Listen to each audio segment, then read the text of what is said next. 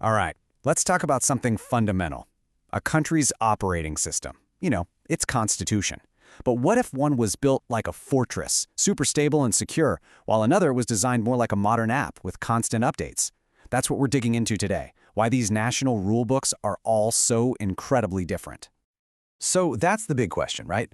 If every country needs a rule book, why on earth do they all look so different? We're going to dive into 6 major examples: the US, the UK, India, China, France, and Switzerland, to see how each one created a totally unique political OS. And believe me, the choices they made tell us so much about their deepest values, and, they shape the lives of their citizens every single day. Okay, so what is a constitution, really? Well, think of it exactly like that, a nation's core operating system. It lays out the hardware of the government, who does what. It sets the privacy settings for all of its citizens, and, maybe most importantly, it actually includes the instructions for how to install future updates. So, the very first job of any constitution is to draw up the blueprint for power. It has to answer that big fundamental question: who gets to be in charge, and how is the whole government actually structured? The first big choice you have to make is, do you even write it all down in one place?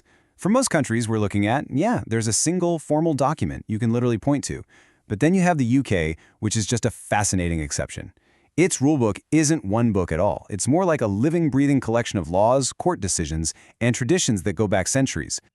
Okay, next up, where does the power actually live? Do you spread it out, or do you keep it all in one central spot? So you've got federal systems like the US, Switzerland, and India. They divide power between the national government and regional states or provinces. Then you've got the total opposite: unitary systems like France and China, where pretty much all the authority is concentrated right in the central government. And when it comes to who's in charge, the executive branch, this is where things get really creative. I mean, look at this. The US builds this strict wall between the president and Congress, but India and the UK, they fuse them together, pulling the prime minister right out of parliament. France kind of splits the difference. They've got a dual system: a powerful president for the big stuff and a prime minister to manage the day-to-day government. And then you get these truly unique models. Switzerland just says, nah, no single leader for us, and they have a collective council run things. And in China, the constitution makes it official. The Communist Party is the ultimate leader of the state. Totally different approaches. All right, so the government structure is all set up. But what about the people? The citizens living under these rules? A constitution's second, absolutely critical job is to act like a shield, protecting the fundamental rights of everyone. But who actually gets to hold that shield? So, who's the ultimate referee when your rights are on the line? Well, it really depends on where you are. Some countries hand that power over to their highest courts.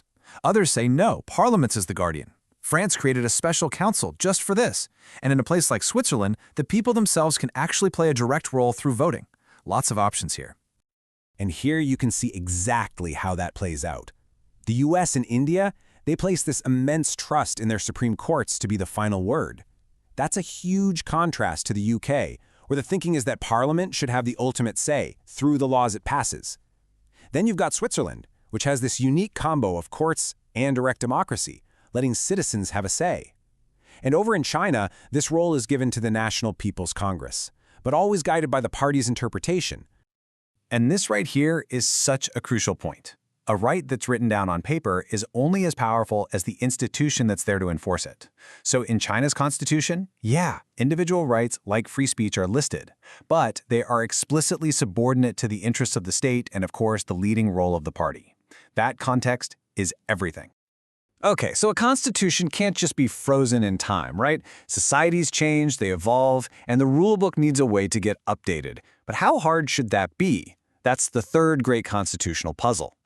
In the different ways countries approach changing the rules, wow, they could not be more different. On one extreme, you have the United States. They basically built their constitution like a stone fortress. It is incredibly difficult to change. On the total opposite end, you've got the UK system, which is more like a tent. The rules can be changed with just a single act of parliament. And then there's India, which has the longest constitution in the world, and it has different rules for different parts. Some are easy to change, and some are just incredibly hard. And just to put that rigidity into perspective, look at this number: 27. That's it. In over 230 years, the US has only formally changed its core rulebook 27 times. It was absolutely designed to be a fortress, prioritizing stability over everything else. You know, the way a country chooses to change its rules tells you so much about what it values most. That super difficult American path, it shows a deep, deep desire for stability and getting a really broad consensus. The UK's simple legislative path, that values speed and being responsive to the moment. And the Swiss path, with its national votes, that shows an ultimate faith in the power of direct democracy. So, we've looked at how governments are designed, how rights are protected, and how the rules get changed. Now let's kind of pull it all together. What's the big takeaway from all these different models? Ultimately, this all boils down to one really crucial insight. There's just no such thing as a perfect constitution. Every single choice you make when you're designing one is a trade-off. If you gain strength in one area, you almost always accept a weakness somewhere else. Let's just look at the US and the UK side by side. It makes it super clear. The great strength of the American system is its stability. Rights are locked down tight. But the price you pay for that is rigidity, which, as we know, can lead to serious political gridlock. The UK system is the polar opposite. It's incredibly flexible. It can adapt on a dime. But what's the risk? Well, those same fundamental rights are a lot more vulnerable to the shifting winds of politics. So let's just recap the big takeaways here. First, constitutional designs exist on this huge spectrum. Second, every single choice involves a trade-off. Think rigidity versus flexibility. And finally, and this is so important, the words on the page are only half the story. It's the courts, the political parties, and the national culture that really bring that text to life. And that brings us to one final question for you. If you were handed a blank slate to design your country's OS, what would you choose? Would you build that fortress, prioritizing stability and principles that don't change?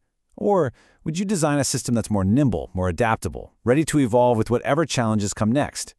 As we've seen, there is no easy answer.